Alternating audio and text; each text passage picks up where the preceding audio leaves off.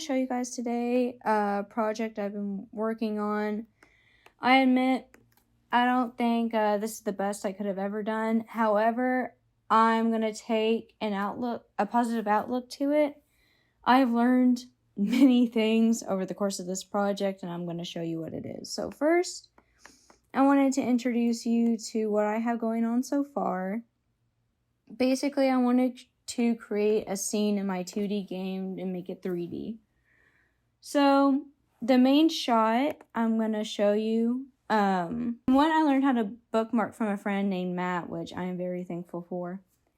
And basically, I have it set in the scene where it's an over-the-shoulder shot of a character, my main character, and looking out at the secondary main character, kind of like the extra people that are like always part of the story, but are never like the main part of the story.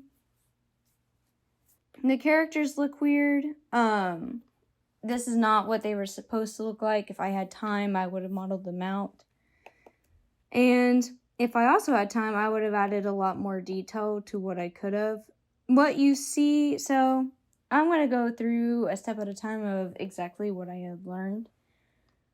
So with this UV map of the rocks, I learned how to dense them down so that way they don't look so big. Because at first, the rocks were huge and everything. The one thing I do kind of want to learn, though, is how to make the patterns not look so patterny. Kind of randomize it. I had a friend from the game development class named Brett. He actually did something very similar to this, so I will be looking into that. I just couldn't get to it for this project more so. I learned how to make low poly trees. I'm sure I can learn using this direction how to make like a very sophisticated tree. I just haven't practiced with it. But I know now how to make low poly trees and extend branches. So if ever need be. I also am aware on how to create like the leaves of the trees per se. But the scene I wanted to give out was like a winter scene, and mostly during the winter you kind of don't see a lot of trees with a lot of leaves. The last thing I kind of took a lot of time on, I watched a 20 to 30 minute video because I really wanted to learn how to do textures, is with the snow.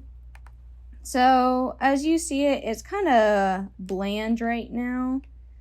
But if I was to put this in render, you can see the difference, basically of how it is. To give you guys more of like a actual seeing difference type of way, I will change it. Okay. To show you guys more of the difference type of way, before I really get into that, I'll show you the blueprint I went through. So basically, we started out, I did a Arnold AI standard surface, which already comes with the shader itself and the plugin next to it. This is my displacement shader. Basically, I just learned this as well. If you hit tab, you can type in whatever you want, and it'll come up. But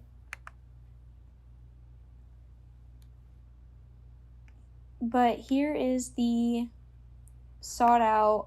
If you're wanting to copy this is the fractal changes I made for 1 and 2. Basically, you're kind of contradicting shades.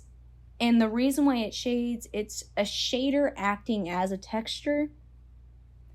So you're having two shaders kind of mixed in. That's why this is called the mixed shader.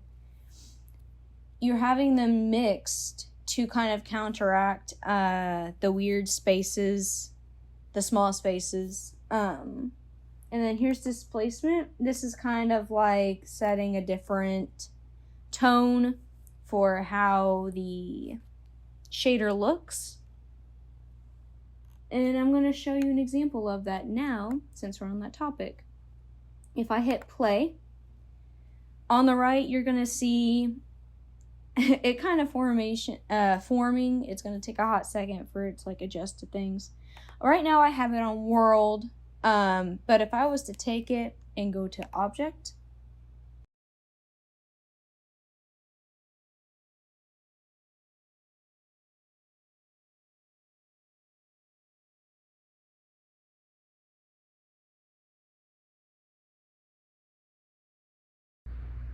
I've taken a lot from this project. Could the project have been extended and done a little better? I agree. I'm not very happy with it. Is it something that I could probably come back and do? It's probably something I would come back and fix. Other than that, thank you for joining me.